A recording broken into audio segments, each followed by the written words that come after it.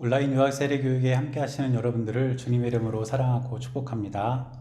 우리가 올해 유아 세례 교육을 준비하면서 원래는 함께 모여서 교육을 진행을 해야 하는데 여러분들도 아시는 것처럼 지금 코로나 바이러스로 인해서 5명 이상 모이는 모임이 금지되어 있습니다.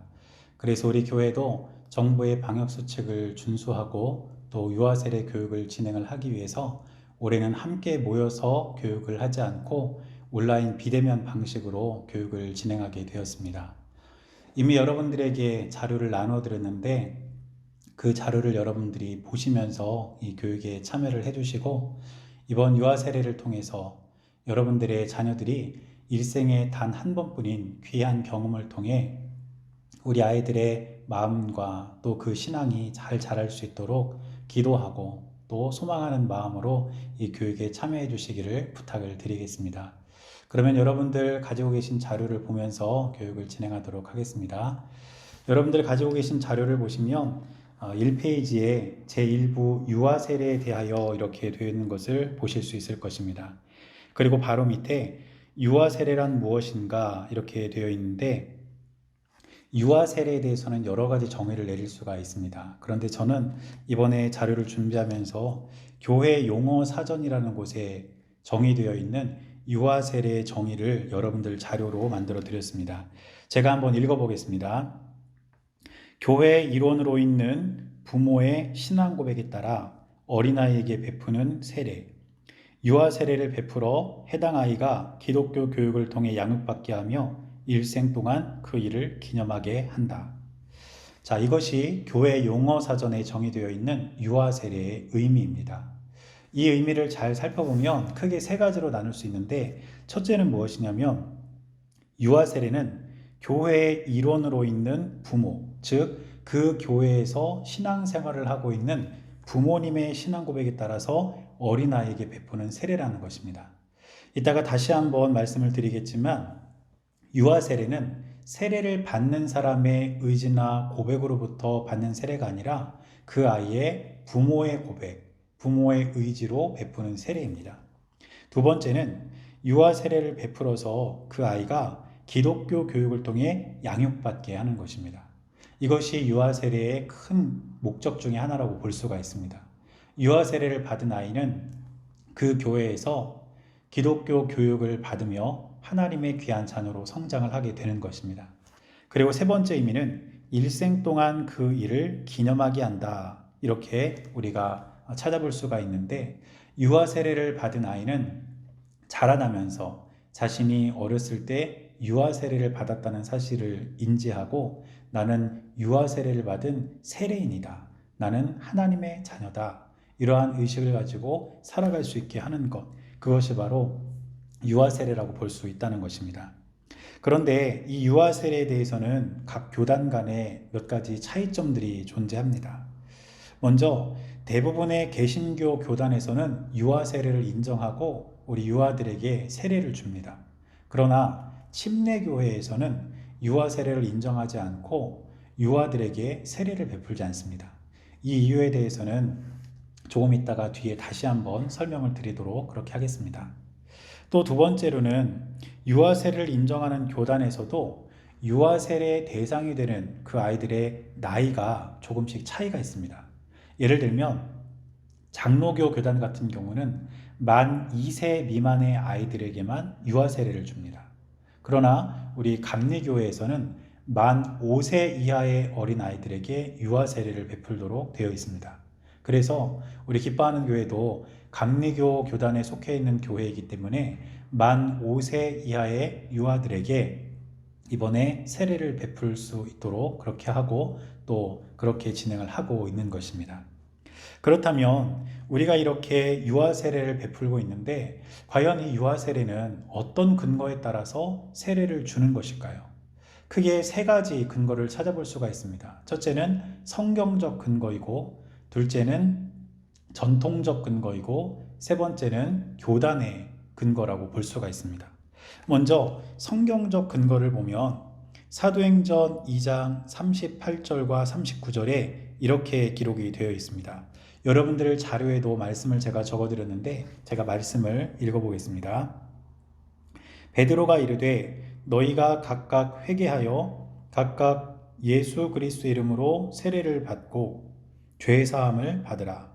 그리하면 성령의 선물을 받으리니 이 약속은 너희와 너희 자녀와 모든 먼데 사람 곧 주 우리 하나님이 얼마든지 부르시는 자들에게 하신 것이라 하고.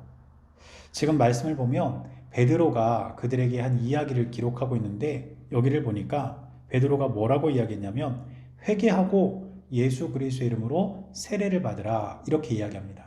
그런 다음 39절을 보면 이 약속은 너희와 너희 자녀와 모든 먼데 사람 곧 주 우리 하나님이 얼마든지 부르시는 자들에게 하신 것이라, 이렇게 이야기함으로써 예수 그리스도를 믿고 세례를 받는 이 약속이 자녀들에게까지 포함되고 있다는 것을 베드로가 이야기하고 있습니다. 그러므로 세례는 성인과 아이를 포함한 모든 믿음의 공동체 안에 있는 사람들에게 포함되는 것이기 때문에 여러분들의 자녀들도, 여러분들의 아이들도 세례의 대상이 될 수 있는 것이고, 특별히 유아들도 그 세례의 대상에 포함된다는 것을 우리가 알 수 있다는 것입니다. 그리고 사도행전 16장 15절을 보면 또 이런 말씀이 기록이 되어 있습니다. 그와 그 집이 다 세례를 받고 우리에게 청하여 이르되 만일 나를 주 믿는 자로 알거든 내 집에 들어와 유하라 하고 강권하여 머물게 하니라. 말씀의 첫 부분을 보니까 그와 그 집이 다 세례를 받았다, 이렇게 기록하고 있습니다.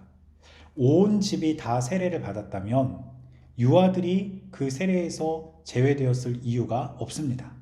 만약에 유아들이 세례를 받는 것을 금하고 유아들에게 세례를 베풀지 않았다면 아마 말씀은 유아들을 제외한 온 집이 아마 이렇게 기록이 되었어야 맞는 것일 것입니다. 그러나 말씀은 분명히 그와 그 집이 다 세례를 받았다고 기록을 하고 있고, 온 집, 온 가정이 세례를 받았다면 그 가족 구성원 안에 있는 유아들도 마땅히 세례를 받았다고 우리가 생각할 수 있다는 것입니다. 이와 같은 성경적 근거에 의해서 유아 세례를 베풀고 있고, 두 번째는 전통적 근거입니다. 한 장을 넘기시면 두 번째 전통적 근거라는 글씨가 보이실 것입니다. 이 전통적 근거는 어떤 내용이냐면 오리겐이라고 하는 우리 기독교 신학의 기초를 놓은 교부가 있습니다. 그런데 이 오리겐은 유아 세례가 사도 시대부터 계속해서 이어져 내려왔다고 주장했고, 그런 주장이 기록으로 남아 있습니다. 그러니까 사도들이 활동하던 그 시대부터 이미 유아에게 세례를 주는 그런 전통이 확립이 되어 있다는 것이죠. 또 교회와 관련된 각종 유물들을 보면 3세기 중엽부터 종교개혁 시대까지 유아들에게 세례를 주었다는 기록이 많이 남아있는 것을 볼 수가 있습니다. 따라서 이런 교회 전통적 근거에 의해서 계속해서 유아 세례를 베풀어 왔고, 지금도 이런 근거에 따라 우리가 세례를 베풀 수 있다는 것입니다. 세 번째는 교단적 근거입니다. 우리 기뻐하는 교회는 아까도 말씀드렸지만 감리교 교단에 속해 있는 교회입니다. 그런데 감리교를 처음 시작한 존 웨슬리라는 분께서 종교의 강령이라는, 이를테면 감리교 교인들, 신앙인들이 지켜야 할 여러 가지 교리들을 서술해 놓은 그런 것이 있습니다. 그런데 여기를 보면 제17조에 유아 세례에 대한 부분을 언급하고 있습니다. 제가 교단적 근거 1번에 해당되는 종교의 강령 17조를 한번 읽어보겠습니다. 여러분들의 자료에도 기록이 되어 있습니다. 세례는 공인하는 표와 그리스도인을 세례받지 아니한 사람과 분별하게 하는 표적이 될 뿐더러 중생 곧 신생의 표가 되는 것이요 또 어린이에게 세례를 행하는 것도 교회에 보존할 것이다. 여기서 말하는 어린이는 유아를 포함한 어린이를 의미합니다. 따라서 감리교 교단적으로도 유아 세례에 대한 충분한 근거가 있고, 그뿐 아니라 존 웨슬리는 유아 세례에 관한 논문을 작성을 하면서 이 사실을 체계적으로 입증하기도 했습니다. 따라서 우리가 유아 세례를 베푸는 근거는 첫째는 성경적 근거, 그리고 둘째는 교회 전통적 근거, 그리고 셋째는 교단적 근거에 의해서 우리 유아들에게 세례를 베푸는 것입니다. 그래서 유아 세례가 오랜 시간 행해져 왔고 또 지금도 대부분의 교회에서 유아 세례를 베풀고 있지만 사실 유아 세례에 대한 반론도 만만치 않습니다. 여러 가지 반론이 있을 수 있는데 그런 반론 중에 대표적인 두 가지 반론을 여러분들에게 소개하고 그 반론에 대한 답변을 드리고자 합니다. 첫 번째 유아 세례에 대한 반론은 무엇이냐면 유아 세례에 대한 분명한 성경적인 근거가 없다는 것입니다. 유아 세례에 대한 분명한 성경적 근거가 없다는 것은 사실입니다. 이를테면 유아들에게도 세례를 주어라. 갓난 아이들에게도 세례를 반드시 베풀어라. 이런 명확한 유아 세례에 관련된 성경적 근거는 없습니다. 그러나 유아 세례를 금지하거나 유아 세례를 부정하는 성경적 근거 역시 없습니다. 유아들에게는 세례를 주지 말아라. 갓난 아이들에게는 절대로 세례를 베풀어서는 안 된다. 이런 말씀이 없다는 것이죠.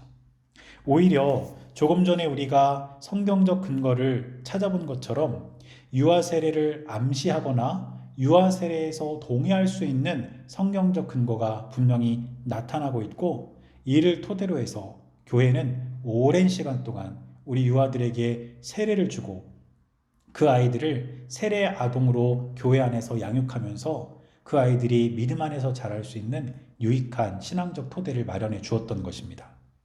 그래서 유아 세례에 대한 분명한 성경적 근거가 없다는 반론에 대해서는 이와 같이 설명을 할 수가 있습니다. 두 번째 반론은 무엇이냐면 세례는 예수 그리스도를 구주로 믿어서 구원받았음을 확증하는 사람들에게 베푸는 것인데 유아에게는 이것을 확증할 수 있는 능력이 없다는 것입니다. 바로 이것이 처음에 말씀드렸던 침례교회에서 유아 세례를 베풀지 않는 이유가 되는 것입니다. 세례는 내가 구원받았음을 확증하고 내가 구원받은 하나님의 자녀로서 교회 공동체 일원으로서 함께 교회를 섬기고 주님을 섬기겠다는 그러한 공적인 선언하는 자리가 바로 세례인데 유아들에게는 자신의 믿음과 구원의 확신을 증명할 수 있는 그런 능력이 없다는 것입니다. 따라서 유아들에게 세례를 베푸는 것은 바람직하지 않다. 이런 반론이 있습니다. 물론 세례가 구원받았음을 확증하는 자에게 베푸는 예식이라는 것은 틀린 말이 아닙니다. 그러나 세례의 최종 목적은 무엇이냐면 구원받은 그 사람이 예수님을 구주로 영접한 그 사람이 교회의 일원이 되어서 교회의 한 성도로서 믿음 생활을 하는 것을 공적으로 선포하는 데 있습니다. 그것이 세례의 최종 목적입니다. 따라서 유아 세례가 세례의 최종 목적에 부합하는 것이라면 유아 세례는 부모가 책임을 지고 자신의 자녀를 구원받은 하나님의 자녀로 양육하겠다는 결심과 함께 교회 공동체가 유아를 교회 일원으로 받아들이고 함께 책임감 있게 양육하겠다는 것을 선포하는 예식으로 우리가 받아들일 수 있다는 것입니다. 그래서 대부분의 교단에서는 유아 세례를 베푼 유아들이 성인이 되면 입교식을 통해서 이 아이들 스스로 자신의 입술로 자신의 마음으로 예수 그리스도를 구주로 고백하고 예수 그리스도를 자신의 구세주로 인정하는 그러한 기회를 또 갖고 있습니다. 그래서 이 유아 세례는 단지 우리 유아들이 자신이 구원받았음을 확증할 수 있는 능력이 없기 때문에 베풀어서는 안 된다. 이렇게 하기보다 부모의 의지와 부모의 고백을 통해 자신의 자녀가 믿음의 공동체 안에서 구원받은 하나님의 자녀로서 살아가기를 기대하고 또 소망하는 마음으로 교회 공동체 일원으로 그들이 속해 있음을 선포하는 그런 예식으로 우리가 받아들인다면 전혀 문제가 될 것이 없다는 사실을 우리가 기억할 수가 있겠습니다. 그래서 유아 세례에 대해서 지금 말씀드렸던 두 가지 반론을 비롯해서 여러 가지 반론이 있지만 유아 세례에 대해서 금지하는 절대적으로 해서는 안 된다는 그런 조항이 없으므로 우리는 이 유아 세례의 유익함을 따져서 유아 세례를 통해 우리 가정의 자녀들이 믿음 안에서 잘 성장할 수 있도록 돕는 것이 먼저 구원받은 우리가 해야 할 일이라는 것을 여러분들이 기억하시고 이 유아 세례에 동참을 해주시면 감사를 드리겠습니다. 또 네 번째는 카톨릭과 개신교의 유아 세례에 대해서 살펴볼 필요가 있는데, 우리가 흔히 카톨릭이라고 부르는 천주교, 그리고 우리가 개신교라고 부르는 기독교의 유아 세례에는 큰 차이점이 있습니다.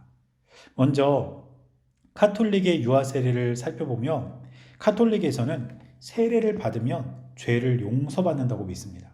그렇기 때문에 갓 태어난 아이가 그 죄를 용서받기 위해서 바로 세례를 줍니다. 그래서 카톨릭에서는 태어난 후에 100일 안에 유아 세례를 받는 것이 보편화되어 있고, 어떤 경우에는 태어나자마자 사제가 그 아이에게 세례를 주는 경우도 있습니다.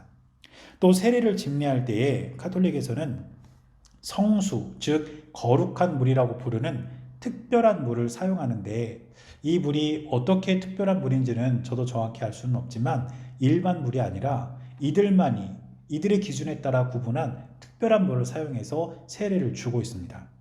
그러나 우리 개신교, 즉 기독교의 세례의 의미와 유아 세례는 카톨릭의 세례의 의미와 유아 세례와 다릅니다. 먼저 예수 그리스도를 믿고 구원받은 사람이 세례를 통해 구원받은 공동체의 일원이 되었음을 확증하는 것이 개신교의 세례입니다. 카톨릭에서는 유아가 세례를 받으면 그 죄가 없어진다고 생각하지만, 개신교에서는 그 순서가 반대입니다. 예수님을 믿고 구원받은 사람이 세례를 받는 것이지, 세례를 받음으로써 죄가 사해지는 것은 아니라는 뜻입니다. 그런데 우리 유아들에게 있어서는 아까도 말씀드렸던 것처럼 자신이 구원받았음을 고백할 능력이 없습니다. 그래서 부모가 그들에 대한 책임을 지고 대신 고백하고 그 자녀를 신앙으로 기르겠다고 결심하면서 세례를 받는 것입니다. 세례를 집례할 때 사용하는 물도 카톨릭에서 사용하는 물과 다릅니다. 카톨릭에서는 특별한 물을 성수라고 구분해서 사용을 하지만, 우리 개신교에서는 일반적인 물로 세례를 줍니다. 깨끗하게 정수된 물로 세례를 베풀되, 그 세례의 과정 가운데 세례를 주는 물에 대한 성별의 기도가 있습니다.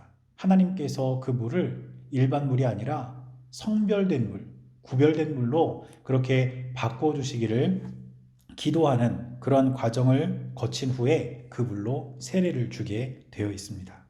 이처럼 카톨릭의 유아 세례와 우리 기독교의 유아 세례는 다른 점이 많습니다. 그래서 여러분들이 우리 기독교, 우리 개신교의 유아 세례를 통해서 유아 세례의 참된 의미를 기억하고 또 그 의미에 담긴 내용들을 잘 숙지하셨으면 좋겠습니다. 마지막으로 다섯 번째는 유아 세례의 유익입니다. 우리 아이들이 유아 세례를 받으면 과연 어떤 유익이 있을까? 첫째는 유아 세례를 통해서 교회 공동체의 일원이 됩니다. 다시 말해서 유아 세례를 받음으로써 구별된 하나님의 자녀로서 교회 공동체의 일원이 되고 교회 공동체의 멤버가 된다는 것입니다. 그래서 유아 세례를 받은 아이들은 세례 아동으로 부르고 우리 교회의 세례인 명부에 등재를 하고 그 아이들을 특별히 관리를 하게 됩니다. 또 유아 세례를 받은 아이들은 성찬에 참여할 수 있는 자격을 얻습니다. 최근에는 성찬에 참여하는 자격에 대해서 조금 더 융통성 있게 그렇게 이해하는 경우가 있습니다. 예를 들면 세례를 받지 않았어도 예수 그리스도를 나의 구주로 영접하는 분이 계신다면 성찬에 참여하셔도 좋습니다. 이렇게 융통성 있게 성찬을 집례하기도 하지만, 교회 전통적으로 성찬은 반드시 세례를 받은 사람만 참여할 수 있습니다. 따라서 유아 세례를 받은 아이들은 자라나면서 성찬에 참여할 수 있는 자격을 얻게 되는 것이고, 그 성찬에 언제든지 동참할 수 있는 권리를 갖게 되는 것입니다. 두 번째 유아 세례의 유익은 무엇이냐면, 교회 공동체 일원으로서 책임감 있는 돌봄을 받게 됩니다. 교회의 모든 구성원이 세례를 받은 유아를 사랑으로 돌보고 함께 양육한다는 것입니다. 물론 여러분들의 자녀들은 여러분들의 가정에서 돌봄을 받고 양육을 받지만, 교회 안에서는 모든 교우가 그 아이들을 위해서 기도해주고 책임감을 가지고 그 아이의 성장을 위해서 함께 돌본다는 뜻입니다. 그래서 교회 공동체 안에서 여러분들의 자녀들이 구별된 하나님의 백성으로, 하나님의 자녀로 잘 자랄 수 있도록 온 교회가 함께 돌보고 함께 사랑을 쏟아부어주는 그런 유익을 누릴 수가 있게 됩니다.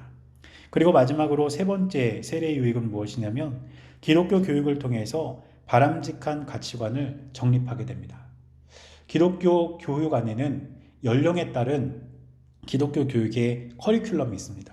따라서 유아 세례를 받은 아이들은 아주 어린 때부터 나이에 따른 교회 교육을 체계적으로 받게 되고 그 안에서 하나님을 더욱더 깊이 알고 예수님을 나의 구주로 고백하는 그러한 은혜를 누릴 수가 있게 됩니다. 그리고 기독교 교육을 통해 세상의 가치관을 따르지 않는 바람직한 가치관을 갖고 자랄 수 있게 됩니다. 지금 세상은 여러 가지 가치관의 혼란 시대에 속해 있습니다. 그래서 우리 아이들이 조금만 눈을 돌리면 그 아이들의 신앙과 그 아이들의 삶을 송두리째 흔들 수 있는 결코 유익하지 않은 가치관들이 우리 아이들을 감싸고 있습니다.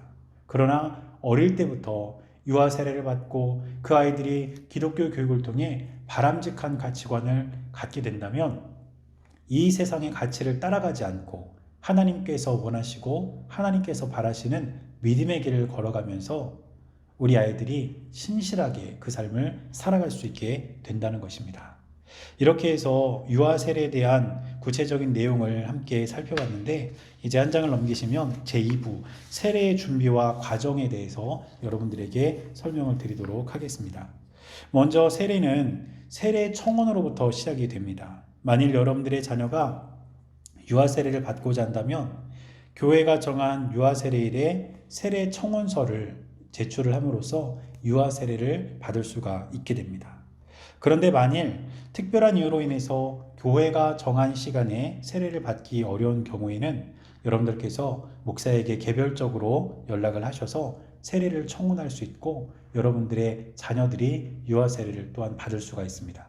우리 교회에서는 어린이 주일에 유아 세례를 베풀고 있습니다. 1년에 한 차례 유아 세례를 베풀고 있는데 혹시라도 여러 가지 이유로 인해서 어린이 주일에 유아 세례에 함께하지 못하는데 우리 아이는 꼭 유아 세례를 받았으면 좋겠다 이런 마음이 있으신 분들은 목사에게 개별적으로 연락을 하셔서 세례를 받을 수 있다는 뜻입니다. 또 유아 세례를 받고자 하는 가정에서는 부모가 유아 세례 청원서를 제출하시는데 청원서에 기재된 서약의 내용을 충분히 숙지하시고 청원서를 제출을 하셔야 합니다. 이미 여러분들께서 청원서를 이렇게 제출을 해주셨는데 이 내용들을 여러분들이 다 읽고 숙지를 하셨다고 저는 생각합니다. 그러나 다시 한번 이 서약의 내용들을 여러분들에게 읽어드리겠습니다. 첫째, 부모가 다 함께 교회에 출석하며 아이가 하나님의 뜻대로 살도록 힘써 기도하겠습니다. 둘째, 아이가 자라는 대로 하나님을 믿는 것이 인생의 가장 귀한 일인 것과 예수 그리스도께서 우리의 구주가 되시는 것을 가르쳐 믿게 하겠습니다. 셋째, 아이의 나이에 따라 기독교 교육을 단계적으로 받도록 지도하겠습니다. 넷째, 아이의 영적 성장과 기독교인의 인격 성장을 위해 힘써 돕겠습니다. 이 네 가지 서약을 여러분들이 잊지 마시고 여러분들의 자녀들이 유아 세례를 받은 이후에도 믿음 안에서 잘 자랄 수 있도록 하나님 앞과 또 가족 안에서 함께 약속한 이 서약의 내용들을 여러분들이 꼭 지켜 행하시기를 부탁을 드리겠습니다. 이렇게 세례를 청원하게 되면 이제 유아 세례 교육을 받게 됩니다. 지금 우리가 유아 세례 교육을 하고 있는데 이와 같은 교육을 통해서 이제 세례를 받게 되는 것입니다. 그런데 만일 유아 세례 교육을 이수하지를 못하면 세례를 받을 수가 없습니다. 따라서 이 유아 세례 교육은 반드시 필수적으로 거쳐야 하는 과정입니다.